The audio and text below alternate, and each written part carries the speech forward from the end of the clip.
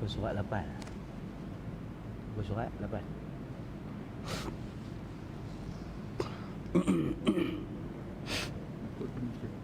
Dan mustahil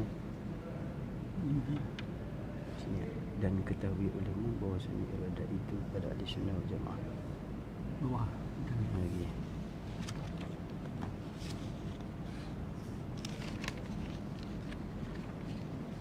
Oh sini, betul. Ada tanda.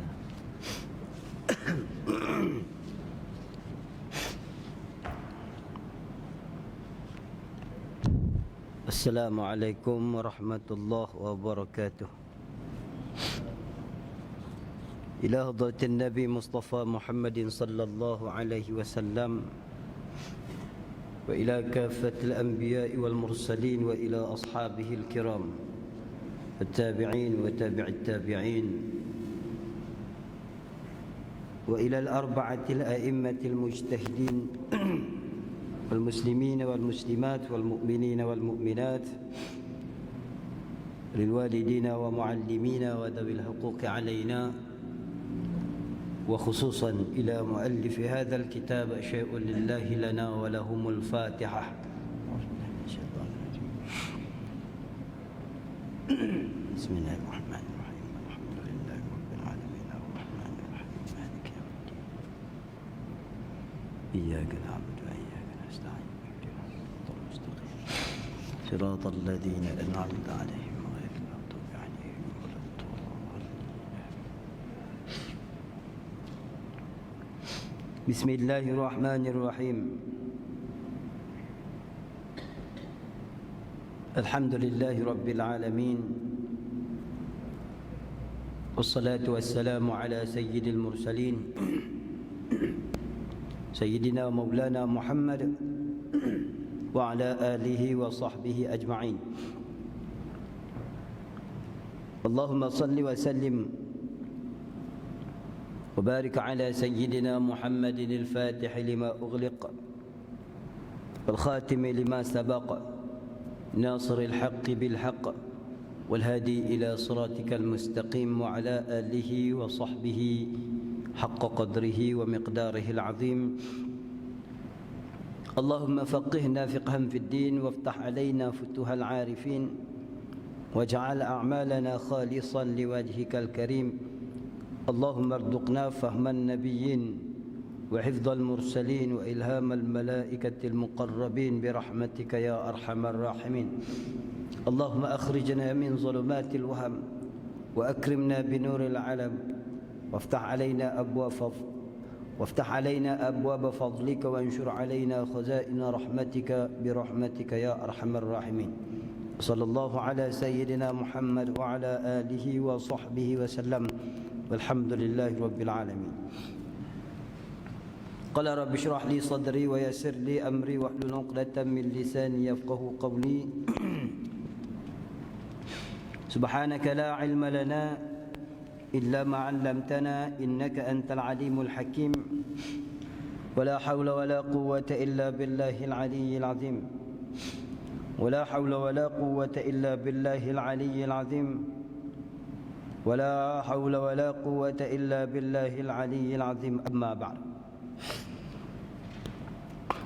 وقال الشيخ المؤلف رحمه الله ونفعنا به وبعلومه وبركاته في الدارين آمين. رب يسر ولا تعسر وتمم بالخير. Hadirin yang dirahmati Allah, alhamdulillah, sama-sama kita memanjatkan setinggi-tinggi kesyukuran kehadirat Allah Subhanahu wa taala, kerana dengan izin Allah, rahmat dan kasih sayangnya, sama-sama kita dapat meneruskan kembali muzakarah kitab kita Faridatul Faraid. Dan insya-Allah pada malam ini kita akan sambungkan di muka surat yang ke-9 kitab saya ni, dengan katanya dan ketahui olehmu bahawasa iradat itu pada Ahlus Sunnah lain daripada suruh dan redha. dan ilmu. Katanya musannaf rahimahullah, ketahui olehmu bahawasa iradat itu pada ahlus sunnah lain daripada suruh dan redha. Apa redha? Suka, setuju. Dan ilmu. Maka terkadang menghendaki dan menyuruh dan redha ia dengan sesuatu seperti iman. Abu Bakar radhiyallahu anhu, dan tiada menghendaki dan tiada menyuruh dan tiada redha, semua nafi. Tiada redha ia dengan dia seperti kufurnya Abu Bakar. Dan terkadang menghendaki dan tiada menyuruh dan tiada redha ia seperti kufur Fir'aun. Dan terkadang menyuruh dan redha ia dan tiada menghendaki ia seperti imannya iman Fir'aun. Dan yang demikian itu kerana hikmah yang mengetahui ia Allah Ta'ala akan hikmah. Firman Allah Ta'ala, la yus'alu amma yuf'alu wa hum yus'alun. Ini dipanggil iqtibas. Maka jadilah segala bahagi itu 4. Segala bahagi itu, segala bagai itu 4. Dan redha itu lazim bagi suruh. Dan redha itu yang lazim bagi suruh. Kemudian katanya, dan dalil iradat Allah Ta'ala itu bahwasanya jika ternapi daripada Allah Ta'ala itu oleh iradat, nescaya adalah ia lemah. Hadirin yang dirahmati Allah, sambungan kita pada sifat iradat, yang mana sifat iradat ini makna yang kita boleh faham dan kita dapat faham seperti mana sifat kudrat dahulu. Seperti dalam sifat kudrat dahulu, kerana sifat iradat ini sebahagian daripada sifat ma'ani. Kudrat sebahagian daripada ma'ani, iradat sebahagian daripada ma'ani. Secara ulangannya, kita perlu faham pada sifat ma'ani itu 3 perkara. Yang pertama, sifat ma'ani pada Allah Ta'ala itu ada. Yang kedua, sifat ma'ani pada Allah Ta'ala, sifat ma'ani itu ada dan berdiri pada Allah. Dan yang ketiganya, sifat ma'ani itu tidak berpisah dari zatnya, dari zat Allah. 3 persoalan tadi bukan fardu kifayah tapi fardu ain, atau cabang fardu ain dalam ilmu tauhid. Kita semua ahli sunnah wal jamaah, umat Islam yang hari ini kita duk beriman dengan Nabi SAW, ulama dah buat kesimpulan, kita perlu beriman, percaya. Percaya apa? Percaya bahawa Allah punya sifat ma'ani. Ini fardu ain. Dan kedudukan sifat ma'ani itu pula bagaimana? Ditafsirkan oleh ulama melalui 3 perkara. Yang pertama, sifat ma'ani itu ada. Yang kedua, sifat itu ada berdiri pada zat Allah. Yang ketiga, sesekali tidak berpisah dari zatnya. Berarti setiap sifat ma'ani sentiasa berada pada Allah. Bukanlah sifat ma'ani itu lain dan zat Allah itu suatu yang lain. Sifat ma'ani Allah qadim, zat Allah juga qadim. Itu memberi waham kita bahawa dua yang qadim. Sebenarnya bukan begitu.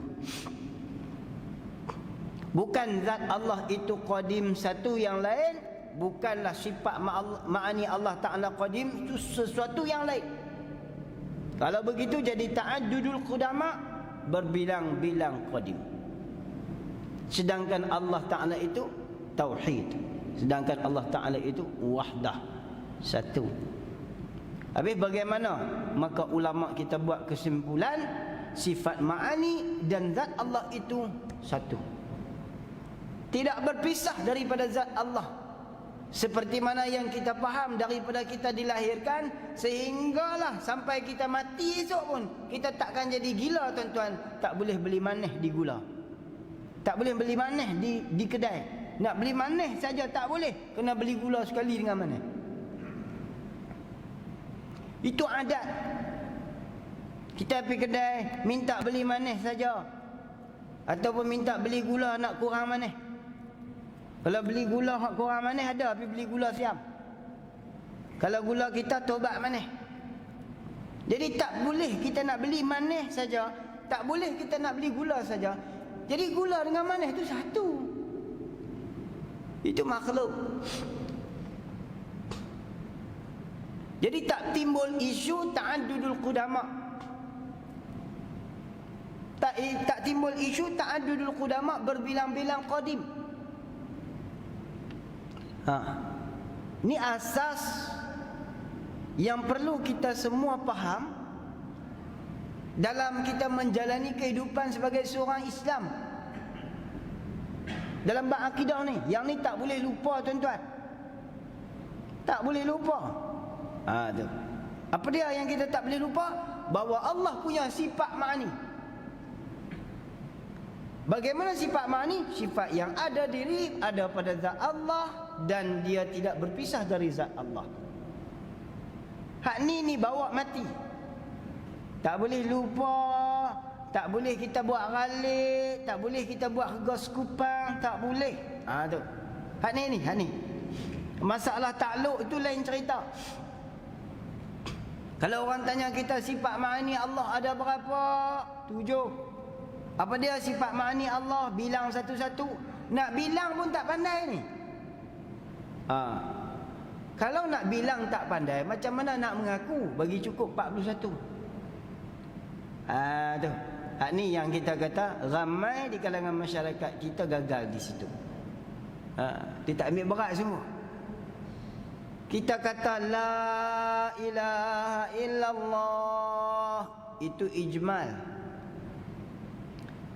Bila kita kata la ilaha illallah, mana makna tafsilnya? Di mana makna tafsilnya yang kita perlu faham dalam hati dan iman kita? Ni. Ilmu akidah lebih berharga daripada dunia dan isinya. Kerana ilmu akidah adalah kunci kepada rahmat Allah. Itu. Bila kita kata la ilaha illallah, ada dua, ijma' dan tafsil. Ijma' itu semua orang kena mengaku. Tafsil itu semua orang Islam kena faham. Ulama semakin hari semakin tidak ada. Semakin hari semakin tak ada. Mati habis. Naik pula orang baru. Naik pula ulama, orang-orang baru, ugamawan baru. Macam-macam timbul. Itu tuan-tuan. Tak tahulah, hari ni berlegar satu video, saya nak sebut sikit lah. Berlegarnya satu video mengkritik dan menghentam ulama lagi. Pengarangnya kitab ini, Baquratul Amani. Saya pun orang duk tanya lah. Dah saya duk baca tauhid, orang duk tanya, tak larat nak jawab. Lah kali saya tak jawab. Saya pun banyak urusan. Siang banyak urusan dengan rawatannya, dengan itu ini, tak sempat. Apa dia kata? Tanya kawan ni, dia kata, oh macam ni. Rupanya timbul lagi isu ni, tak habis. Isu menyalahkan kitab ini, kitab Baqarah ini, mempertikaikan lagi. Sejauh mana ilmu kita mempertikaikan ulama aulia illah. Berfikirlah dengan ilmu kita, dengan ilmu kita, dengan sejauh mana ilmu kita. Dan guru, siapa guru kita yang kita mendampingi mereka untuk kita menghalusi ilmu Allah, ilmu kalam Allah. Itu. Bila mati yang ulama habis, tutup guru kita habis, mati-mati, timbullah orang yang baru mengkritik para alim ulama. Bila kritik habis tak nak buat apa, siapa nak boleh lawan? Kritik orang yang mati, 1000 orang kritik orang yang mati. Kalau kata seorang yang kritik 1000 orang mati pun, mana dah boleh menang. Sebab apa? Dia dah tak ada. Gitu. Jadi nak bang kata ilmu ni semakin hari semakin berdepan dengan ancaman. Ilmu tauhid di pihak dalaman, di pihak luaran. Jadi apa yang kita nak sebut di sini tuan-tuan, ini bukan persoalan tentang makna, bukan persoalan tentang ma'ani lagi. Tetapi persoalan di sini tentang pegangan hati kita untuk menetapkan diri kita sebagai seorang yang bermazhab Ahlussunnah wal Jamaah. Tadi yang saya sebut sikit berkenaan dengan konsep ataupun pegangan kita dengan sifat ma'ani, yang mana sifat ma'ani itu penentu bahawa kita adalah Ahlussunnah wal Jamaah. Siapa yang berpegang bahawa Allah punya sifat ma'ani, maka dia Ahlussunnah wal Jamaah. Tapi kalau orang yang jenis duduk atas pagang ni, dia tak tahu menentang apa. Ma'ani pun dia tak tahu, Ma'nawiyah pun dia tak tahu, sifat pun dia tak tahu, dia kira takbir, dia kira sembahyang, mengaji tak. Ni duk jenis duk atas pagang. Makna atas pagang ni, Mu'tazilah dia boleh pi, Wahabi dia boleh jadi, Ahli Sunnah dia boleh jadi. Dia duk tengah-tengah, apa pun tak tahu, jahil. Tunggu tengok bakui dia nak terjun bakui belah mana. Ni bahaya jenis ni. Jenis mana? Jenis tak tahu apa satu. Tapi kita ni harap-harap ada dalam rumah Allah, dalam majlis ilmu malam ni, kita kena faham dah, Allah yang pertama zat, dan Allah itu yang kedua sifat. Bukan yang pertama itu bilangan. Yang pertama kita kena faham Allah Ta'ala itu zat. Yang kedua kita kena faham ada pada Allah Ta'ala itu sifat. Dua tu ya. Yang pertama Allah itu zat, yang kedua itu sifat. Yang ni tuan-tuan bawa mati. Sebab kita nak keluar kita ni daripada kelompok Mu'tazilah. Esok kalau kena berhimpun dengan Mu'tazilah, tak kacau kita. Nak himpun dengan Jabariyah ke, Qadariyah ke, Wahabi ke, Mujassimah ke, pening tu. Sedangkan kita, kelompok kita ni, masjid kita, negeri kita Ahlussunnah wal Jamaah, tiba-tiba kita tak tahu apa, kita tercenderung kepada lain daripada Ahlussunnah. Itu persoalan yang pertama. Persoalan yang kedua berkaitan dengan takluk yang habis kita bincangkan. Habis dah, selesai dah. Kita bincang persoalan takluk, iradat Allah Ta'ala dalam pertemuan yang lepas. Seterusnya malam ni kita masuk dalam kata musannaf, ketahui olehmu bahwasanya iradat itu pada Ahlus Sunnah. Ahli Sunnah di sini maknanya Sunnah wal Jamaah. Itulah Ahlus Sunnah di sini maknanya Ahlus Sunnah wal Jamaah yang berpegang kepada mazhab Asy'ariyah wal Maturidiyah. Tengok mana dalil dia. Di sisi mazhab Ahlus Sunnah wal Jamaah, lain dari suruh, redha. Suruh dan redha, apa dia? Iradat. Allah Ta'ala kehendak, Allah Ta'ala kehendaki sesuatu dengan sifat kehendak dia yang sudah mana diketahui oleh Allah. Ketika mana Allah Ta'ala berkehendak itu, maka nyatalah takluk daripada sifat kudratnya. Jadilah sesuatu itu, apa sahaja yang Tuhan keluarkan daripada tak ada dan kepada ada itu, tidak bersangkut paut dengan suruh dan tegah. Tak bersangkut paut. Tak bersangkut paut dengan suruh tegah ni bermaksud Adakah tiap-tiap yang dikehendaki Allah Ta'ala itu semestinya bersangkut dengan suruh dan tegah? Tak. Contoh yang disebut tadi, sepertinya kufurnya Abu Bakar. Keadaan kufur pada Abu Bakar itu bukan termasuk di dalam mustahil akal. Itu tak masuk. Dan juga tidak termasuk pada wajib akal. Begitu juga tidak termasuk pada wajib aridhi. Apatah lagi wajib syarak. Keadaan imannya Abu Bakar itu hanya harus pada akal. Tidak ada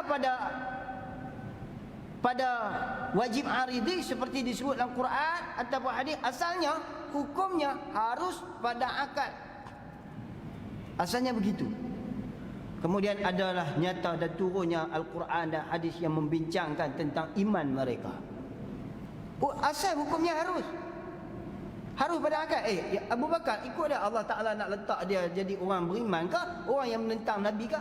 Tapi oleh kerana iradat Allah, ketentuan Allah yang punya hikmat, yang mengetahuinya hanya Allah semata, bukan makhluk mengetahui. Kenapa Abu Jahal itu kafir? Kenapa Abu Jahal itu tidak diislamkan oleh Allah, ditentukan sebagai orang yang Muslim? Tak timbul persoalan isu kenapa. Kerana itu adalah hak Allah. Inilah ahli sunnah wal jamaah. Sebab itu iradat Allah tidak ada kaitan ketetapan dengan suruh dan reda. Dalam istilah ilmu tauhid dipanggil sebagai berlazim-laziman. Istilah berlazim-laziman tidak terkait pada iradat, suruh dan juga reda. Ini makna kata gini, tiap-tiap yang Allah Ta'ala perintah tidak wajib Allah Ta'ala kehendak pada seluruh manusia. Kenapa? Hanya sedikit, wa qalilun min ibadiyas syakur, kata Allah.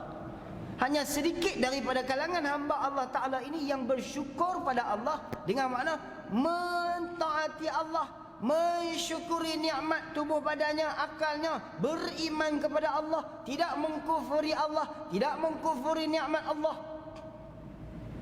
Sikit saja. Tapi adakah Allah Ta'ala perintah manusia ini untuk berbuat kerosakan di atas muka dunia? Sikit habuk Tuhan tak perintah untuk manusia berbuat kerosakan. Tetapi kenapa kerosakan hari-hari berlaku di atas muka dunia? Itu adalah kehendaki Allah, bukan rintahan Allah. Allah Ta'ala tak pernah perintah supaya manusia berbuat kerosakan di atas muka dunia. Dalam Quran berapa banyak? Tapi Allah katakan punca kerosakan di atas muka dunia daripada tangan manusia sendiri. Hakikatnya kehendaki Allah. Itu zaharal fasadu fil barri wal bahri bima kasabat aydin nas. Tapi hakikatnya apa? Bima kasabat aydin nas, hakikatnya ialah Allah, bukan manusia itu sendiri. Cuma dari segi sudut kezahiran, kenyataan khianatnya manusia terhadap amanah Allah, itu yang Allah Ta'ala sebut. Boleh tak? Dia kata bahawasanya iradat itu pada Ahlus Sunnati lain daripada suruh dan rida. Jadi maknanya ginilah poin dia tuan-tuan. Apa sahaja yang Allah Ta'ala kehendak, tak nanti Allah Ta'ala suruh, tak nanti Allah Ta'ala rida. Contoh kita tuan-tuan hari ini, alhamdulillah Allah Ta'ala suruh kita buat amal ibadat. Kita boleh buat amal ibadat. Tapi mai esok tak tahu lagi. Tak tahu lagi nak boleh sembahyang subuh ke tak ke? Nak boleh sembahyang zuhur ke tak ke? Nak boleh tutup aurat sempurna ke tak ke? Ada kita ni jatuh buat khianat dengan orang ke? Tak tahu lagi esok. Kita ni orang yang mengharapkan bantuan pertolongan dari Allah supaya Allah Ta'ala tetapkan kita atas jalan iman. Tak mau buat khianat kat orang, tak mau tinggal sembahyang, tak mau buat maksiat, tiba-tiba jatuh. Kan? Tiba-tiba jatuh. Jatuh ke mana? Jatuh pergi buat maksiat, jatuh pergi buat khianat kat orang, jatuh pergi buat bagi orang lain sakit hati, jatuh tak sembahyang, jatuh jadi lalai, hati banyak ingat dunia. Jadi adakah tu kehendak kita? Bukan.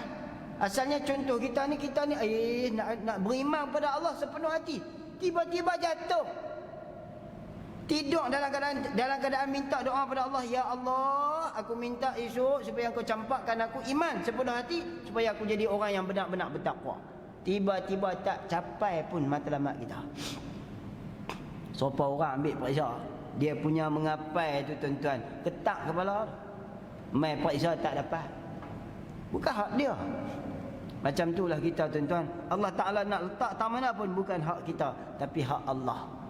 Adakah Allah Ta'ala suruh kita berbuat kerosakan, tinggal semayang, buat kejahatan, mengkhianat? Tak, Allah Ta'ala tak suruh. Tapi bila sampai ketentuan Allah Ta'ala pada kita, maka berlaku. Adakah Allah Ta'ala reda benda tu? Tidak, Allah Ta'ala tak reda dengan benda tu. Tapi itulah keputusan Allah untuk kita. Di pihak kita sebagai seorang hamba, ketika jatuh kepada melakukan khianat pada Allah, kita perlu reza pada Allah. Allah yang tentukan bahawa ini berlaku ke atas aku. Tetapi kita juga sebagai Ahlus Sunnah wal Jamaah tidak boleh reza dengan khianat itu. Kena faham dulu. Jatuh buat maksiat, jatuh buat dosa, ini kerja Allah Ta'ala belaka aku reda, tapi aku tak reda dengan sikit habuk pun daripada maksiat yang aku lakukan. Maksiat yang kita buat sikit habuk jangan kita reda. Itulah Ahlus Sunnah wal Jamaah. Ni sepotong ni. Ni hadiah abang tadi ni. Bahawasa iradat itu pada Ahlus Sunnah lain daripada suruh dan reda. Nampak? Suruh lain, reda lain. Iradat lain. Iradat sifat Allah Ta'ala yang berlaku takluk bagi sifat iradat kehendak Tuhan. Apa saja yang Tuhan suruh, rintahan Tuhan. Apa saja yang berlaku itu reda Tuhan. Apa saja yang berlaku itu sama ada Tuhan reda ataupun Tuhan tidak reda, hikmahnya kembali kepada Tuhan. Maka terkadang menghendaki dan menyuruh. Terkadang menghendaki dan menyuruh dan reda. Nampak? Yang pertama, tuan-tuan tanda ambil taruh nah. Yang pertama, menghendaki dan menyuruh dan reda. Itu satu. Sebab dia kata tadi ada 4. Maka terkadang menghendaki dan menyuruh dan reda ia dengan sesuatu. Allah Ta'ala kehendak, Allah Ta'ala suruh dan Allah Ta'ala reda. Mana? Iman Abu Bakar. Allah Ta'ala perintah tak supaya kita beriman, jangan buat khianat dengan Tuhan? Ya, Allah Ta'ala perintah. Tiba-tiba Allah Ta'ala suruh kita. Allah Ta'ala suruh kita, kita kena pakat pergi buat. Dalam masa yang sama, muafakat juga dengan reda Tuhan dan kehendaki Tuhan. Elok jatuh lopak elok lah kan? Jatuh lepak elok. Sebab itulah orang yang, contohlah kita, orang yang hati baik ni tuan-tuan dengan Allah Ta'ala ginilah. Kita ni masjid tuan-tuan, kita nak main masjid ni lalulah kot kedai, restoran apa semua tadi kita bawa kereta, bawa motor mai tuan-tuan. Orang duk bang azan maghrib apa semua ni tadi, ada lagi puak duk melepak, puak duk isyak rokok, puak duk bawa markah, duk buat benda-benda perkara lalai. Kita lalu ni tuan-tuan, kita bawa motor, bawa kereta ni biar mata kita ni betul saja. Takut apa? Takut hati kita ni jadi busuk. Pasal kita ni nak pergi sembahyang, kita nak main rumah Allah, takut hati kita ni jadi busuk. Busuk lagu mana? Kali pergi tengok ke puak tu, ya Allah, ya Tuhan, sampai tak sedar diri, ingat nak tungkat langit ke, bila hampa nak main sembahyang. Hak tu pun orang yang betul-betul murni hati dia takkan timbul isu tu. Sebab apa? Yang sepatutnya tuan-tuan, kita orang yang punya hati murni seperti mana Syekh Abdul Qadir Al-Jilani, bila dia tengok orang lagu tu, ternampak pada dia lagu tu, apa dia kata? Ya Allah, Engkau berkuasa memindahkan aku di tempat mereka dan memindahkan mereka pada tempat aku. Oleh yang demikian, aku bersyukur kepadamu, Engkau menetap aku di tempat yang betul. Mudah-mudahan berikanlah hidayah kepada mereka seperti mana apa yang dikehendaki oleh Engkau. Sudah. Bukan kita diperintahkan untuk mencela, bukan kita diperintahkan untuk mencerca. Sebab itu golongan-golongan tabligh, Allah beri kepada mereka kekuatan untuk berdakwah seorang ke seorang, individu ke individu, rumah ke rumah, mengajak kepada solat, mengajak kepada sembahyang. Kenapa? Kemurnian hati yang ada di antara mereka. Pi jalan. Ajak bukan mentahmah, bukan mencerca, bukan mencela. Itulah sifat dan sikap orang yang melihat kepada perbuatan Allah dengan lihat yang positif. Kehendak kita. Syekh Abdul Qadir Al-Jilani, satu hari ada seorang yang berpakaian buruk datang kepada dia. Syekh Abdul Qadir Jilani, ada seorang yang berpakaian buruk dengan dengan pakaian maksiatnya, datang kepada Abdul Qadir Jilani. Syekh Abdul Qadir Al-Jilani, Sultanul Ulama, dia bertanyakan 3 soalan. Soalan yang pertama, adakah Allah Ta'ala itu maha kuasa? Syekh Abdul Qadir jawab, ya, Allah Ta'ala itu sangat-sangat berkuasa. Dia datang lagi, dia ditanya lagi, adakah Allah Ta'ala itu berkuasa? Maka jawabnya Syekh Abdul Qadir, Allah itu maha berkuasa. Dia tanya lagi, tuan-tuan, soalan yang ketiga, adakah Allah itu maha berkuasa? Hanya Syekh Abdul Qadir melihat dengan pandangan hati dia pada soalan 3 soalan tadi. Selesai saja soalan yang ketiga, tersungkurnya Syekh Abdul Qadir Al-Jilani tunduk tersungkur sujud di atas bumi menangis. Kenapa? Maksud soalan yang ketiga itu, persoalan daripada orang tadi mengatakan bahawa Allah Ta'ala berkuasa memindahkan aku pada tempat engkau dan memindahkan engkau pada tempat aku. Sebab tu Syekh Abdul Qadir Al-Jilani menangis teriak. Kenapa? Bimbang, takut Allah Ta'ala memindahkan dia pada tempat asalnya kepada tempat orang itu dan memindahkan orang itu kembali pada tempat dia. Hak Allah Ta'ala belaka, tuan-tuan, bukan hak kita. Sikit habuk bukan hak kita. Semua Allah Ta'ala belaka. Jadi yang pertama dia kata, maka terkadang menghendaki dan menyuruh dan redha. Itu yang pertama. Allah Ta'ala kehendaki, yakni iradat, dan Allah Ta'ala suruh, yakni perintah, dan Allah Ta'ala redha. Apa dia Allah Ta'ala redha? Bila orang tu buat, maka Allah Ta'ala suka. Inna Allah yuhibbut tawwabin wa yuhibbul mutatahhirin. Allah Ta'ala suka sangat orang yang sentiasa bertaubat. Ni'mal 'abdu innahu awwab. Sebaik-baik hamba, ni Allah puji. Sebaik-baik hamba, hamba yang banyak bertaubat pada Allah. Sebab tu kita kena lazimi istighfar, tuan-tuan. Lazimilah lidah kita dengan istighfar. Kenapa? Kita sentiasa berdosa pada Allah Ta'ala. Di antara istighfar yang diajarkan oleh alim ulama, supaya Allah Ta'ala mengangkat darjat kita, mengampuni kesalahan dan dosa kita sebagai seorang suami, sebagai seorang bapa, sebagai seorang jiran, sebagai seorang pemimpin, sebagai seorang rakyat.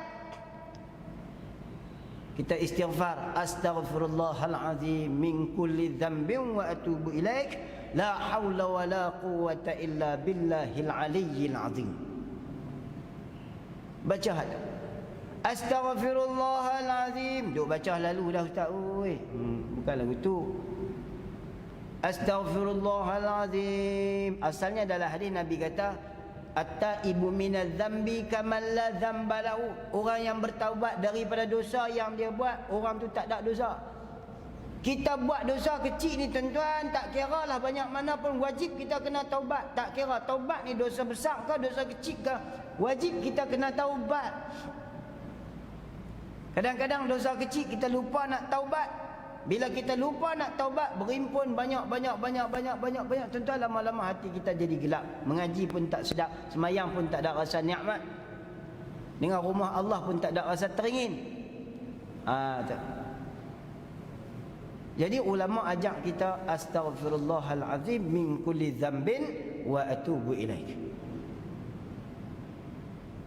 La haula wa la quwwata illa billahil aliyyil azim.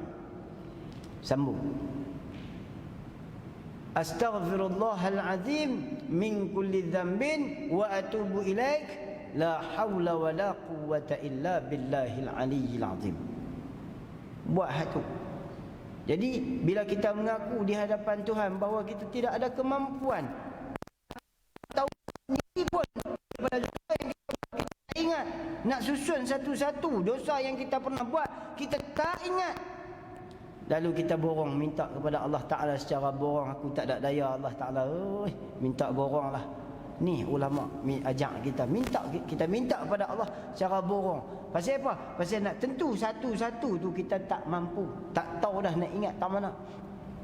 Hari ni berapa banyak kita tengok maksiat, berapa banyak telinga kita buat maksiat, berapa banyak mata kita buat maksiat, berapa banyak tangan kaki kita buat maksiat, apatah lagi lidah kita. Kita buat maksiat. Banyak tu baru maksiat, belum lalai. Lalai ni tak payah kira. Lalai ni tak payah kira, bukan nanti luar sembahyang, dalam sembahyang pun tumbang. Bukanlah dosa tapi lalai. Lalai hati ni habislah. Bukan dosa. Itu yang pertama. Dan maka terkadang menghendaki dan menyuruh dan redha ia dengan sesuatu, seperti iman Abu Bakar radhiyallahu anhu. Yang kedua, dan tiada menghendaki dan tiada menyuruh dan tiada redha. Ini pada pihak Tuhan, pada pihak ternapi perkara ni di Tuhan. Tuhan kehendak pun tak, Tuhan kehendak pun tak, menyuruh pun tak, redha pun tak. Seperti mana kufurnya Abu Bakar. Tuhan kehendaki kah kufur Abu Bakar? Tak. Tuhan suruh kah kufurnya Abu Bakar? Tak. Tuhan suka kah kalau Abu Bakar tu kufur? Tak. Dah. 3. 2. Dan terkadang menghendaki, Tuhan kehendaki. Ni. Terkadang Tuhan kehendaki, tapi Tuhan tak suruh. Dan Tuhan tak suka. Tuhan kehendak dan Tuhan tak suruh dan Tuhan tak suka. Seperti kufurnya Fir'aun. Ada soal kah nak tanya pasal apa kufurnya Fir'aun? Pasal apa kufurnya Abu Jahal, Abu Lahab? Tak timbul persoalan tu kerana hak Allah Ta'ala. Seperti kufur Fir'aun, dan terkadang menyuruh dan redha ia dan tiada menghendaki ia. Tu yang keempat. Terkadang Allah Ta'ala menyuruh, Allah Ta'ala redha, tetapi Allah Ta'ala tidak menghendaki. Seperti iman Fir'aun. Tuhan suruh Fir'aun tu beriman, tapi Tuhan tak kehendak Fir'aun beriman. Serta keadaan imannya Fir'aun itu Tuhan suka. Tuhan suka imannya Fir'aun, tapi bila Tuhan tak kehendak, maka mengatasi kehendak daripada segala-galanya. Habis. Dan yang demikian itu kerana hikmah yang mengetahui ia akan hikmah tadi. Yang demikian itu hikmah, yakni rahsia. Bila rahsia Allah Ta'ala ni, apa satu kita tak boleh nak soalkan pada Allah. Jangan kita langsung terus soalkan pada Allah. Nak tanya tak boleh, tak boleh. Habis hak kita ni pihak mana? Pihak diam dan ikut apa saja yang Tuhan perintah. Sebab bukan semua itu duduk pada kita. Ilmu bukan semua kita ada. La yus'alu amma yuf'alu wa hum yus'alun.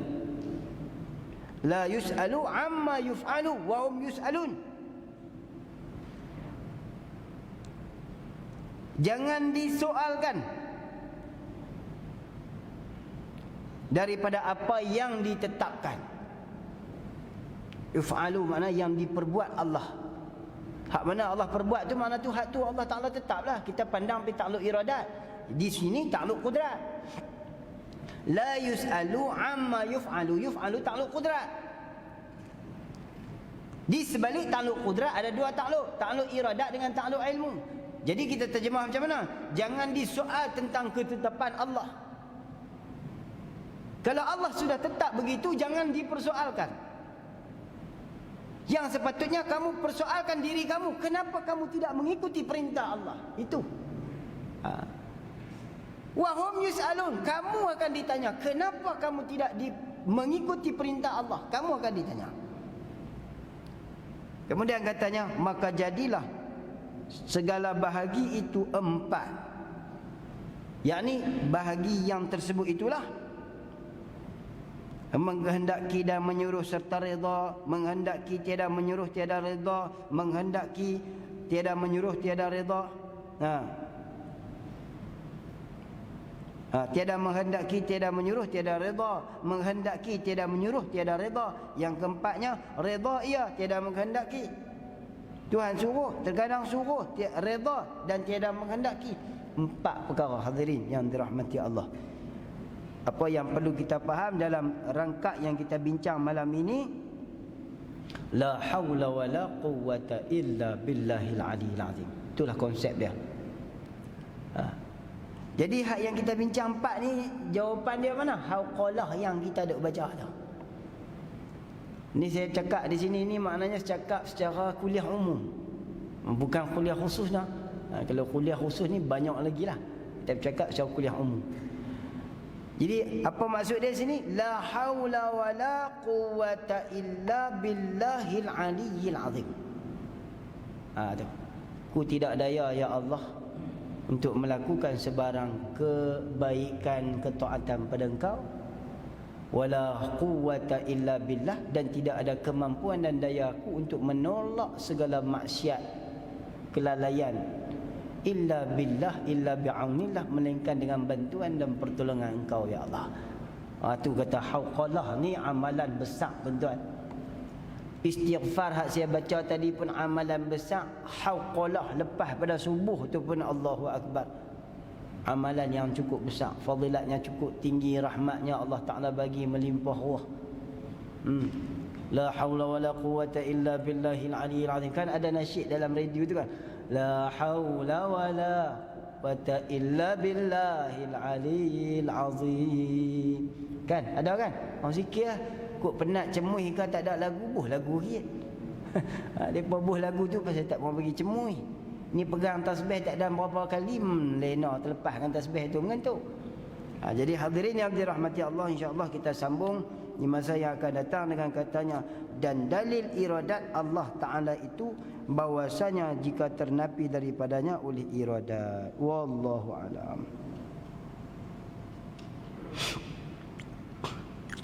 Subhanakallahumma wa bihamdika asyhadu an la ilaha illa anta astaghfiruka wa atubu ilaik.